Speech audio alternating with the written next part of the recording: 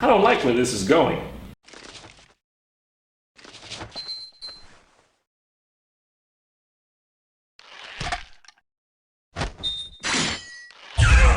Stop! Stop! No! Please, Larry, you don't understand. You don't know what you're doing here. Bad touch! Bad touch! Stranger danger!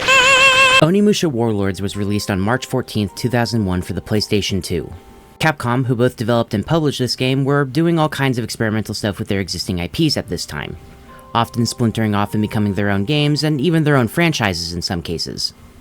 Back during the late 90s and mid-2000s, publishers couldn't do the scummy stuff they do nowadays. It wasn't unfinished games and endless DLCs, but instead wild new concepts and a strong hook that would actually allow a game to sell. This, of course, comes with certain risks, including but not limited to, what if this fully fledged finished game doesn't sell very well? What if nobody wants to play it? That's largely the story of Onimusha as a series, and yes, I said series. Time and time again, Capcom has tried to make this series have a real foothold in the public zeitgeist, only to be met with partial failure each and every time. For some reason or another, they never gave up on the series. They never made it a Japanese exclusive. And as a result, the series has found itself in a sort of limbo ever since the first game. And while the series has always done much better in Japan, that never stopped them from trying over here in the States. But we're not here to talk about Onimusha Warlords. Fast forward to January 29th, 2002, the original Xbox is out, and once again, Capcom is trying to get a foothold in a new console. So they say to themselves, yeah, why not try Onimusha again?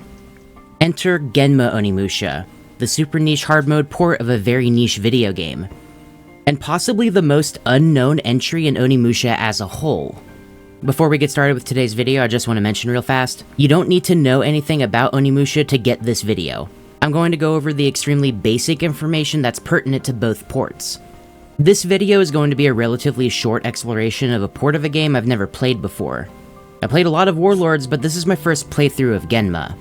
If you want a more thorough breakdown of everything Onimusha Warlords has to offer, I did an entire retrospective on the first game on my channel already. The runtime of that video is a crispy 2.5 hours, so if you have the free time and this game catches your interest, then check out that video as well. Now before this intro gets any longer, let's kick things off here.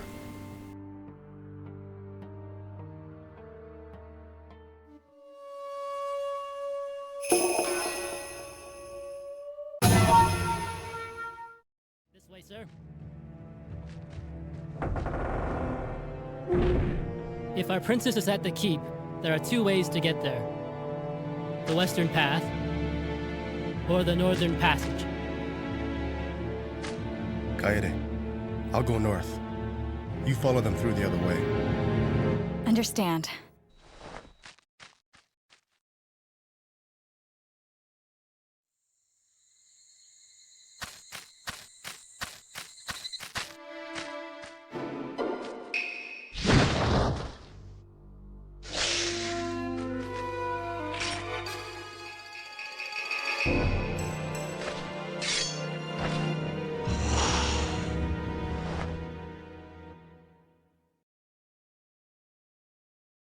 Princess Yuki!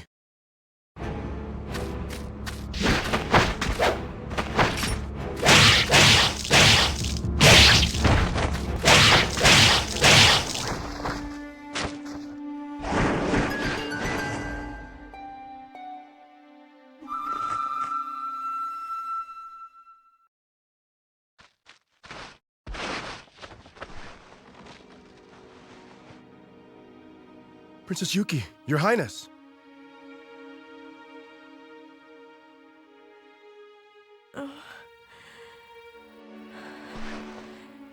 Samanosuke. It's really you. Oh, I knew that you would come to save me. Would I be ruining this moment if I told you all these two are canonically cousins? Don't worry though, they don't do anything, it just reads weird here. Left the castle.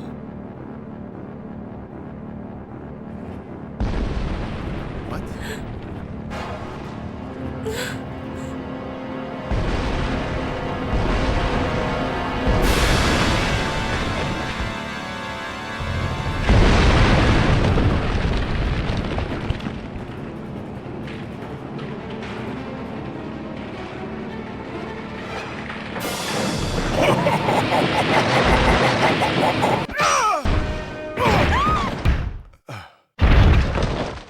Samanosuke.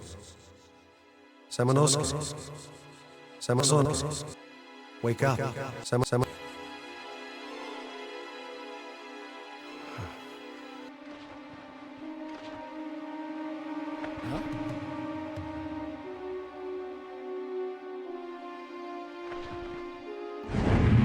With your current power, you are not capable of destroying the demons. We will give you our powers. We are the clan of ogres that has been subverted by the demons.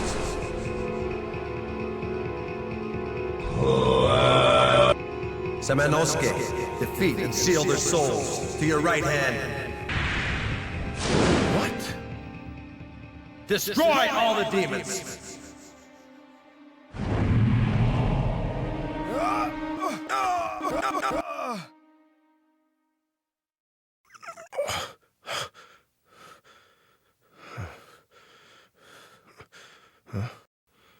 So, fortune has smiled upon me this day. With the power of this gauntlet, I will destroy all of those monsters and save the princess!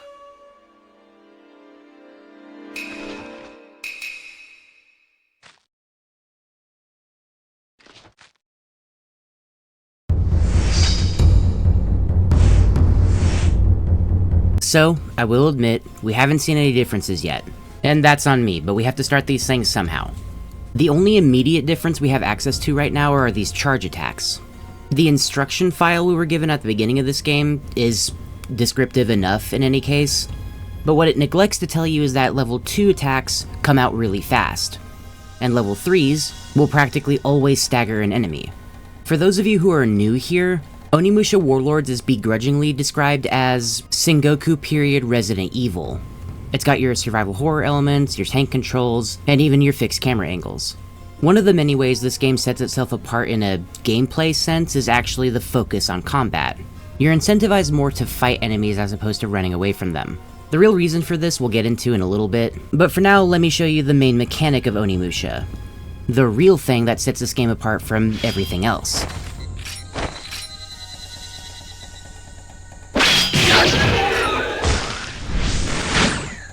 Every Onimusha game features this thing called an Oni Gauntlet on the player character. It's basically a secret powerful artifact from the Oni clan, which is a clan of demons that, you know, help humanity and fight demons. Which I know is confusing, so we're going to call the bad demons Genma and the good demons Oni. They're both demons. This is a retcon that started in the second game, but we're just gonna go ahead and employ the use of the terminology now just so it doesn't get confusing. Whenever you slay a demon, a little soul will pop out. The souls have different functions depending on what color they are: red for experience, blue for magic, more on that later, and yellow for health. New to Genma are these green souls. Attempting to absorb one of these might trigger a tug-of-war event between you and an enemy demon. What's interesting though is that all of the souls have a pretty fast despawn time, so you have to make a quick decision on whether or not you can absorb that soul right now. Given how the act of absorbing a soul renders your character completely still while it's happening, you have to determine whether or not you can absorb that health soul right now before an enemy attacks you. And this is only a really basic example of what can happen during the main gameplay here. It's a cool enough mechanic that it shows up in all of the mainline games. And the risk side of this risk-reward mechanic gets so much crazier whenever you consider how hard Genma is.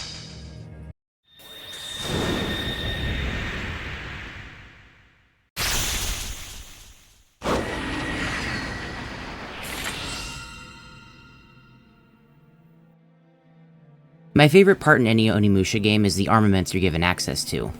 Capcom is sort of my golden standard for making a bang bang or a swing swang feel really good, right? I know I'm being dumb, give me a break, I'm trying to avoid YouTube censors. Anytime I talk about armaments in a video game, I kind of feel like I'm being put on a watch list. But I mean, oh well, I guess. We get access to 3 main melee armaments in Onimusha: the Raizan, the Enryu, and the Shippu. You collect them in that order and all after the second boss, too. You're given plenty of time to get familiar with these things. And what they're capable of at a glance is pretty obvious. You have a middleweight sword, then a heavyweight sword, and then a lightweight double-headed naginata. But the real showstopper aspects of these tools lie in their magic attacks. What magic attack you have access to is bound to your melee armament, and the different magical attacks have different applications you would want to use them in combat for. Raizan has big single target damage. And Ryu has the only renewable ranged option, throws out a projectile that creeps along the ground, and that's pretty cool too. And then the Shippu is a big powerful AoE. New to Genma is the ability to charge magic attacks. If you don't charge a magical attack, you won't get the level 2 or level 3 versions of a magic attack. This is sort of a by-proxy nerf across the board for anything magic related in this game. The Raizan is no longer a water test, which is kinda bad. But I do think it makes individual combat encounters a little bit more, I don't know, just worth your consideration, I guess. You can't just whip out a raw level 3 Raizan attack now or whatever. You have to think about it, you have to get the proper space, and you have to determine how much of your magic you're willing to use right now. I think that's all I have to say for now though, so can I pretty please make a request for somebody to make like a full-scale model of the Raizan, because I want one really bad. Huh? Didn't know humans could be such pests? Where is the princess? Humans are more tasty when angry, and I haven't eaten in a while.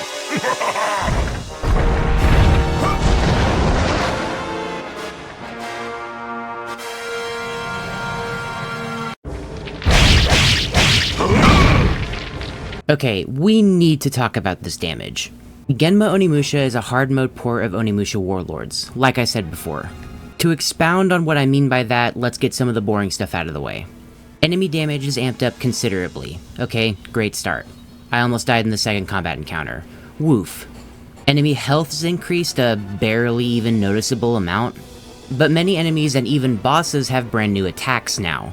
Most immediately notable thing, the zombie warriors, the little basic green guys that just, fight you all the time, they have this sort of swan song sword swing that they'll just use on you whenever they die sometimes. Because this game is mean, and why wouldn't they have that? This big guy right here, his name is Osiric, please leave me alone, was already known for being a sort of entry-level barrier into Onimusha proper. Which is to say, I guess, if you can't get past him, then good luck going through the rest of the game, I guess.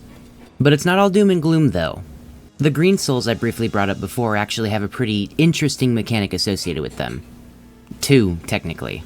Green souls occasionally pop out of every enemy and boss in the game, and when any enemy, typically only the low-level Genma, absorbs one, they enter a super-powered state where they get more aggression and do a bunch more damage. Some of them even get more attacks on top of what Genma already gives them.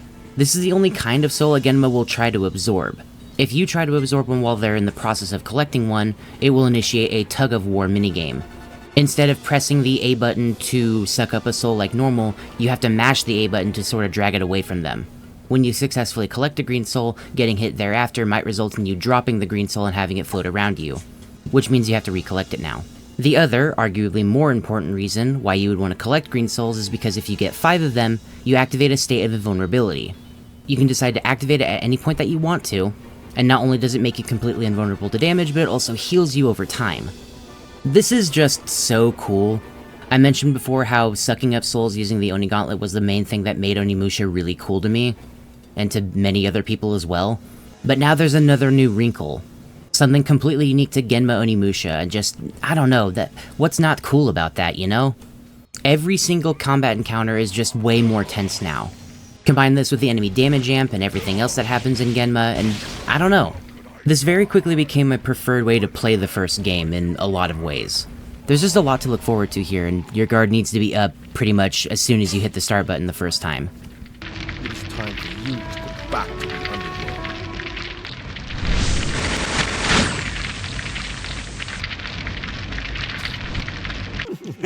Sweet, beautiful, lovely, the dripping blood and what's this? Oh, a liver. What's that smell? Who's there? A human? How disappointing. Face me, demon! Who do you think you are talking to? I haven't seen one as foolish as you since that, Nobunaga. Nobunaga? If this is your first introduction into early 2000s Capcom voice acting, God am I sorry. Jill Sandwich! I personally see it as charming and endearing, but I know a lot of people don't like it, so whatever, I guess. Go, Renato! Bite the belly of that maggot and feast upon his bloody flesh!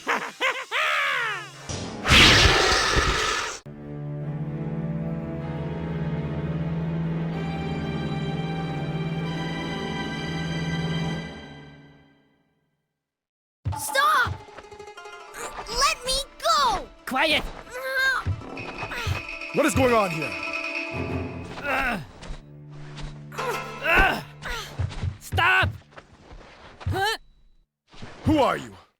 And what do you want with that boy? I should ask you the same thing. You are not working for Saito clan, are you? Wait. Can you be Samanosuke Akechi? No! Yes, you are. I cannot believe you are here of all places. I am a servant of the Oda clan. My name is Tokichiro Kinoshita. This man will eventually conquer the world under the name Hideyoshi Toyotomi. What is a servant of the Oda clan doing here?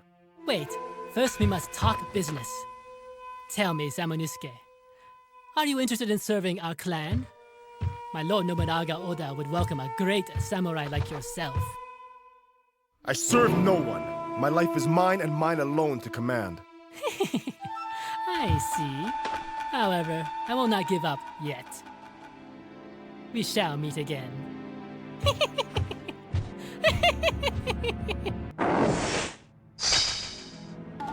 One of the many new things Genma offers on top of what we've already been given, including stuff I haven't mentioned such as remixed item placement and going to new areas and such, is also the inclusion of 3 new armor pieces. Each new piece of armor increases your defense by a total of roughly 10%. I'm not a numbers guy, don't quote me on the number. But it comes in handy, so obviously if you find it, equip it, use it. It's in your best interest to do so, do that. Bucket redemption, nice. And now it's time for Onimusha's infamous Puzzle Room, a segment that'll invoke fear in just about any casual Warlords fan. The problems with it: 1, it's a really long segment, and 2, it's really easy to mess up. This first room isn't so bad, you just have to hit the right switches and make sure both of your characters can get through to the end safely. There's only really 1 trap that you can actually set here that does any damage to you at all. But the second room has this weird tic-tac-toe board looking thing. Stepping on either the X or the cross tiles on the ground will result in the floor dropping from underneath you. Depending on whether or not it is a cross or an X, will indicate which path the dropped out tiles will go in, and because they're perilous spike traps, falling into one results in a character dying and you having to go back to the original room or, your last save point. It's not the worst, you just have to think a couple steps ahead and make sure that you don't mess up here. But it's the third room that every returning Onimusha player really dreads.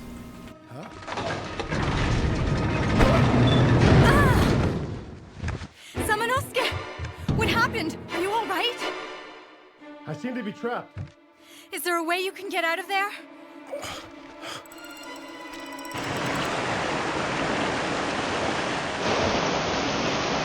Samanosuke, wait there. I will help you. Our mission is a simple one. Bring the 2 halves of the symbol to the bottom center of the board by way of a sliding block puzzle. We are timed here though. The room Samanosuke is trapped in is filling up with water very quickly. Or at least quicker than you would like it to be, and that means we gotta move fast here. I, on the other hand, did not first try it this time, and that makes me sad. Sometimes that happens.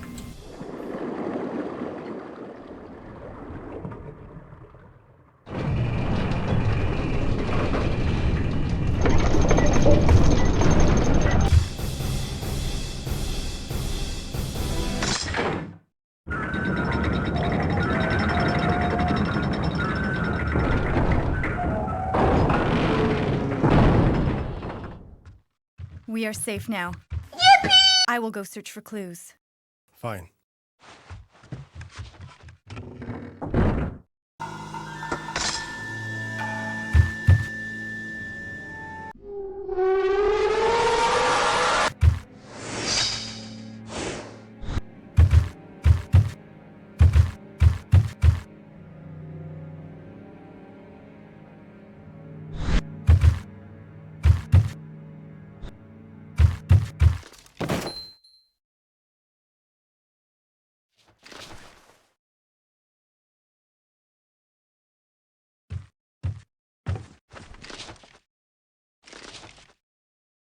Allow me to introduce y'all to the real star of Genma Onimusha.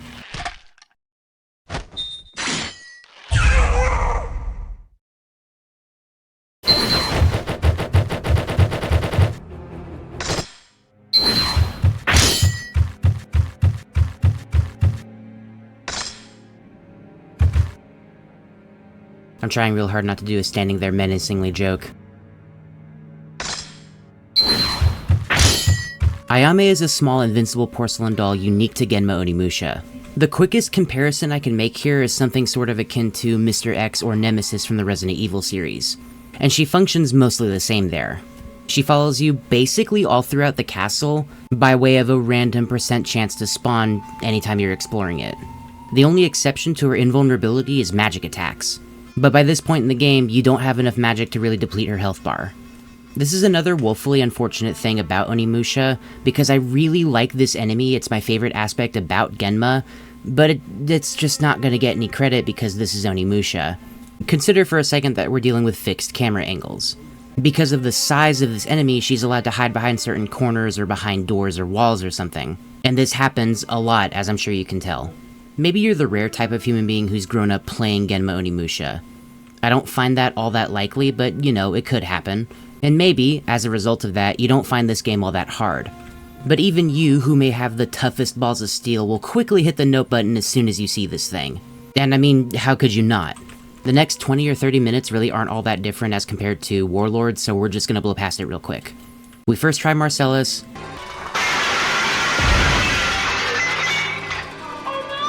We go through the basement. We have our Kaide segment. For some reason or another, they don't actually do anything with Kaide segments at all. It's exactly the same, with the exception of the buffs to enemies, which kinda sucks, but whatever.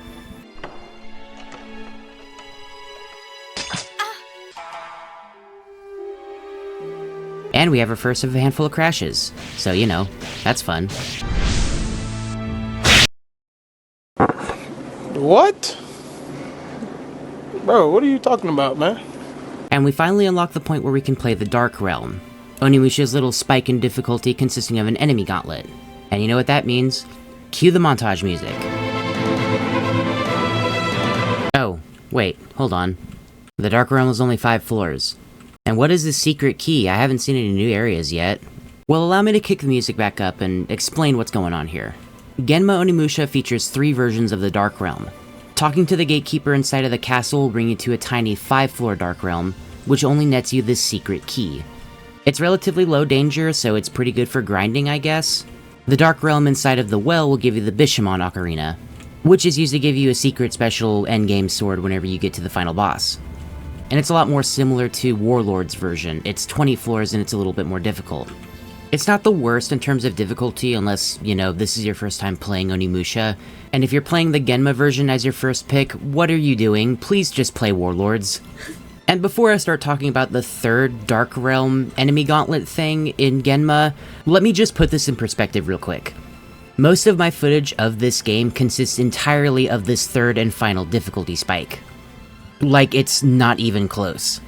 So without further ado, let me introduce you to the Ogre Tower, Genma Onimusha's purest form of skill.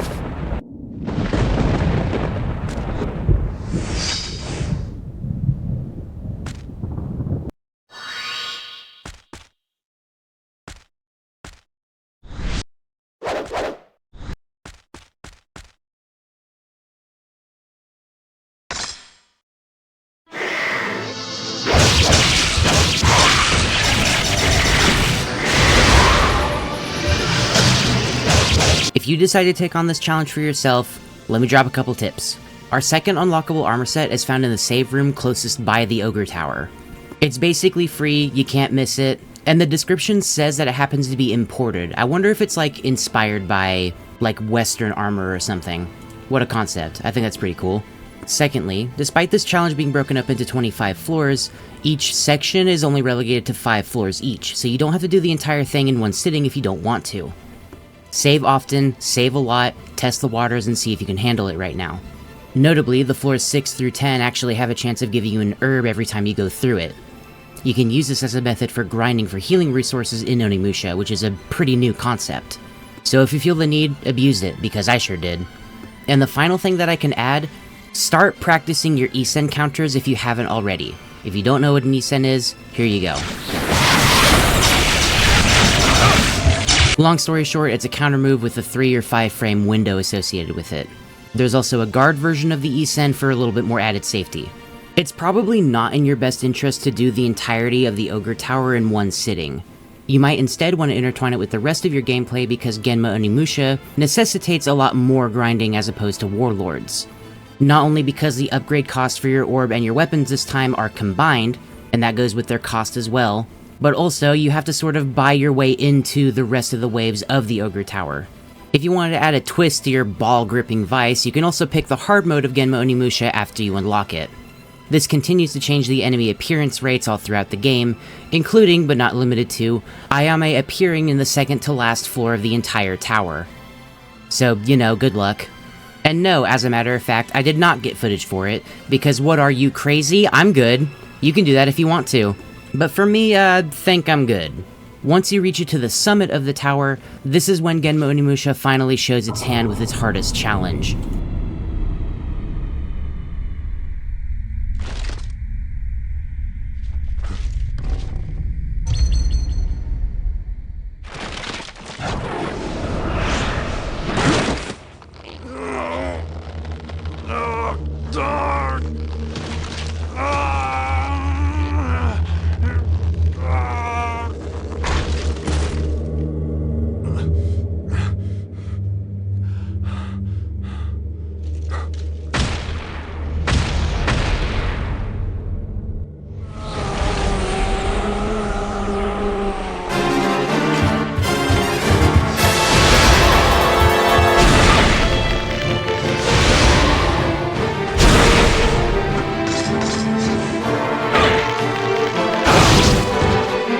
The best way I can describe fighting the ogre armor is like fighting Genma Onimusha itself.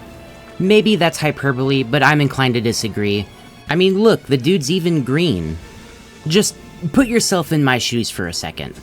You have spent 80% of your resources, make that 85 now, going at this tower for about 2, maybe 2.5 hours, and waiting for you at the top is this thing. A brand new boss you've never fought before, just beckoning you to challenge it. Needless to say, I was a little bit intimidated. And only confirming that intimidation was his moveset. On the surface, it seems pretty simple, right? His more basic attacks resemble the Shippu. He can even do a little bit of Enryu moves sometimes as well, and on top of that, he has unblockable AoE attack, and this supremely annoying grab attack that he just spams if you get too far away. It comes out stupid fast, and there's really no way to mash out of it. You basically have to know that it's coming, and he'll either try to close the gap or make a gap in order to use it. A dangerous fight all the way throughout. The only thing I had going for me was I had a couple of talismans left to revive my character automatically, and the fact that I had a save point before starting this last bit of the Ogre Tower. This dude even caused my game to freeze up for what felt like an eternity, only to resume the fight, which I know is not an intended mechanic, but nonetheless, really did feel like I was fighting Genma Onimusha itself. Nonetheless, if you can get through this fight, you're rewarded with a cutscene,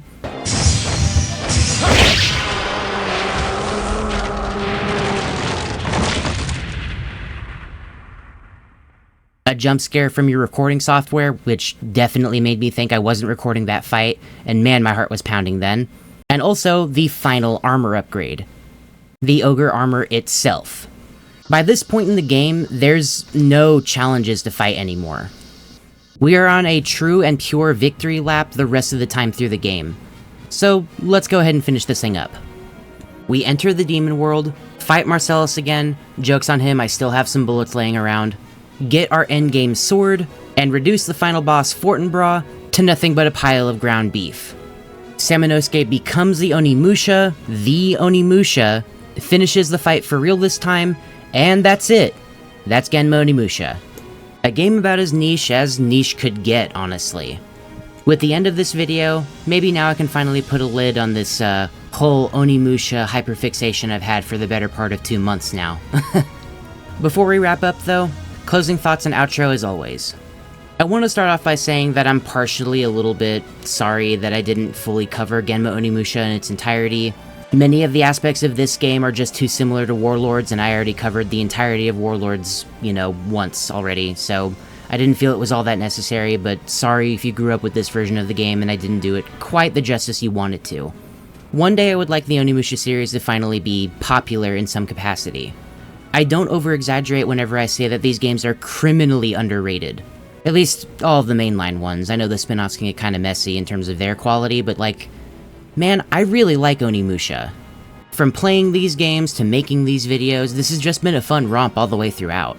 Not without its challenges, of course, but even still, hopefully with the upcoming Onimusha Way of the Sword, maybe this game can finally find its niche in video game culture. If nothing else, I think it deserves it. There's a lot of really cool behind-the-scenes stuff that nobody really knows unless you do a deep dive into it yourself, and I just want to make that more known. As it currently stands with the release of this video, Way of the Sword could really be anything of any quality. We just don't know yet. I would like to remain hopeful. Maybe it is the game that brings the series into the mainstream. That would be pretty neat, I think, but alternatively, maybe it's just a pretty good Onimusha game, and you know what? I think that would be fine too. Even if the case was, oh, it's a complete failure because something happened during development or whatever the case may be, I don't know, we still have 3, 4, if you want to count it, really good games that a lot of people enjoy. Not enough people, as I keep saying, but, enough. And I don't know, I just want to see people talking about these games more. I've already said my piece, once before, so I'm just gonna try my best not to be super rambly here. In fact, maybe it's best if we just wrap this up now. If you enjoyed the video today, then as always, thank you for watching. I spent a lot of time working on this thing, so it would mean the world to me if you were to somehow share this out with other people in communities that you know that enjoy Onimusha, or think might be interested, and who knows, maybe we get some people that find a new favorite game or game franchise. In the best case scenario. Since you've made it this far in, why not tell me about your personal memories with Onimusha? Any game in the series, honestly. I've played all of them. I haven't beaten 2 or Dawn of Dreams yet, although I am working on it. The videos for those are going to get interesting whenever I make them within this decade. But I mean, hey, if you don't do any of that, then that's fine too. Patreon shoutouts as always goes to Stefan over on patreon.com. If you would like to join yourself, perks include allowing me to read your name at the end of these videos, sneak peeks of videos before they prop up on YouTube, and even early releases of full videos before they drop on Friday. Alternatively, doing something as simple as liking, commenting, subscribing, joining the Discord, doing, other YouTuber stuff, ringing a bell and all that, well, that works for me too. Whatever you think I deserve. That's gonna be it for me though, so as always, I hope you enjoyed the video. Don't forget, Justice for Kai Day, and I'll see y'all next Friday for something completely different. Have a good day, everybody.